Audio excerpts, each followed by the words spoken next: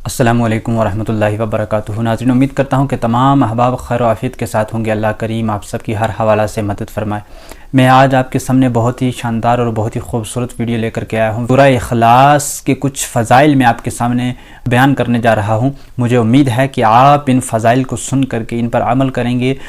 اللہ کے رسول صلی اللہ تعالیٰ علیہ وسلم کے کچھ فرامین میں آپ کے سامنے پیش کرنے کی سعادت حاصل کر رہا ہوں۔ حضرت انس رضی اللہ تعالیٰ عنہ سے روایت ہے کہ حضور سرکار مدینہ صلی اللہ تعالیٰ علیہ وسلم نے ارشاد فرمایا کہ جو کوئی بندہ صبح کی یعنی فجر کی نماز ادا کرنے کے بعد سورہ اخلاص کی تلاوت کرتا ہے تو اللہ رب العزت اس کے نامہ اعمال میں 50 صدیقین کے اعمال کے برابر ثواب درج کر دیتا ہے۔ یعنی جو بندہ صبح اٹھا نماز فجر ادا کرنے کے بعد بغیر کسی بات چیت کیے سورہ اخلاص کی تلاوت فرما لی تو اللہ رب العزت اس کے نامہ اعمال میں اتنی نیکیاں درج فرما دیتا ہے جتنی 50 صدیقین کو نیکیاں عطا فرماتا ہے ان کے اعمال کے برابر اللہ رب العزت اس کے نامہ اعمال میں نیکیاں درج کر دیتا ہے۔ نمبر 2 پر ایک اور حدیث پاک، حضرت ابو ہریرہ رضی اللہ تعالیٰ عنہ فرماتے ہیں کہ ایک مرتبہ میں حضور سرکار دو عالم صلی اللہ علیہ وسلم کے ساتھ چل رہا تھا۔ چلتے چلتے راستے میں ایک جگہ پر ایک شخص کے زبان مبارک سے سورہ اخلاص کی تلاوت سنائی دی، جس کو حضور نے سننے کے بعد حضور نے فرمایا کہ واجب ہو گئی۔ میں حیران ہو گیا۔ میں نے سرکار سے پوچھا کہ یا رسول اللہ صلی اللہ تعالیٰ علیہ وسلم، اس نے سورہ اخلاص کی تلاوت کی ہے تو آپ نے فرمایا کہ واجب ہو گئی۔ یا رسول اللہ صلی اللہ تعالیٰ علیہ وسلم، کیا چیز واجب ہو گئی؟ تو حضور نے مسکرا کر کے فرمایا کہ اے ابو ہریرہ، اس شخص نے سورہ اخلاص کی تلاوت فرمائی ہے، اس پر جنت واجب ہو گئی ہے۔ اور نمبر 3 پر فرمایا، حضور رحمت عالم صلی اللہ تعالیٰ علیہ وسلم نے ارشاد فرمایا جو شخص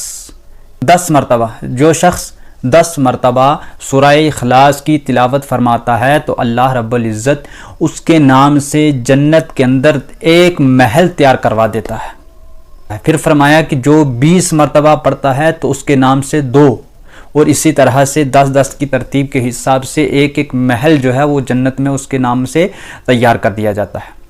ایک اور حدیث پاک، حدیث شریف میں ہے کہ اللہ کے پیارے رسول صلی اللہ تعالیٰ علیہ وسلم کے پاس ایک شخص آیا اور آ کر کے عرض کرنے لگا، یا رسول اللہ صلی اللہ تعالیٰ علیہ وسلم، غریبی نے دامن تھام رکھا ہے، تنگ دستی جو ہے وہ حد سے زیادہ ہے، غریبی ہے، مسکینی ہے، فقیری ہے اور محتاجی ہے۔ یا رسول اللہ صلی اللہ تعالیٰ علیہ وسلم، کوئی ایسا وظیفہ بتا دیں، کوئی ایسا عمل بتا دیں جس کے کرنے سے یہ غریبی دور ہو جائے، تنگ دستی جو ہے یہ دور ہو جائے، محتاجی دور ہو جائے۔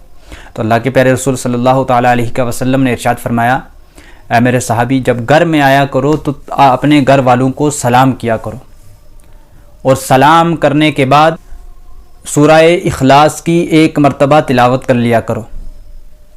تو صحابی نے عرض کیا، یا رسول اللہ صلی اللہ تعالیٰ علیہ وسلم، اگر گھر خالی ہو، اگر گھر میں کوئی شخص نہ موجود ہو تو کس کو سلام کیا کریں؟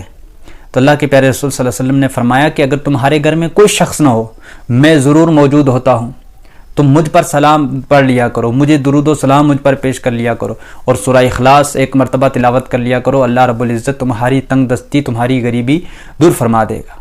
اس بات پر اس شخص نے جب عمل کیا، کرنے کے بعد دیکھا گیا کہ وہ تو غنی ہوا ہی ہوا، اس کی سورہ اخلاص کی برکت سے اس کا جو پڑوسی تھا اس کے گھر میں بھی امیری آ گئی، جو اس کا پڑوسی تھا اس کے گھر میں بھی رزق کی وسعتیں بڑھ گئیں، اس کی تنگ دستی بھی دور ہو گئی۔ دیکھا یہ گیا۔ تو اتنے بڑے فضائل اور اتنے بڑے مراتب ہیں سورہ اخلاص کے، اور بہت بڑے عظمتوں والی اور بہت بڑی رفعتوں والی یہ جو سورہ اخلاص ہے، اس کی اتنے بڑے فضائل ہیں۔ 5ویں فضائل اور 5ویں اور آخری حدیث میں آپ کے سامنے گوش گزار کروں۔ اللہ کے پیارے رسول، ترمذی شریف کی یہ حدیث ہے، اللہ کے پیارے رسول صلی اللہ تعالیٰ علیہ وسلم نے ارشاد فرمایا کہ جو شخص عشاء کی نماز پڑھنے کے بعد دائنی کروٹ دائنی جانب سو کر کے 100 مرتبہ سورہ اخلاص کی تلاوت فرما لے تو کل قیامت کے دن اللہ رب العزت اسے فرمائے گا کہ تو جو ہے وہ اپنی جائے دائنی طرف سے چلتا جا اور سیدھا جنت میں چلا جا۔ سورہ اخلاص پڑھنے سے تمہیں جنت مل رہی ہے، سورہ اخلاص پڑھنے سے تمہارے دنیاوی مسائل حل ہو رہے ہیں، سورہ اخلاص پڑھنے کی برکت سے اللہ رب العزت تمہاری دنیا بھی بہتر کر رہا ہے، آخرت بھی بہتر کر رہا ہے۔ مگر دل سے پڑھیے اور یقین کامل رکھیے، اللہ کے رسول صلی اللہ علیہ وسلم کے فرمان پر جب تم یقین رکھ کر کے پڑھو گے تو انشاءاللہ تمہیں دنیا میں بھی فائدہ ملے گا اور آخرت میں بھی تمہیں فائدہ ملے گا۔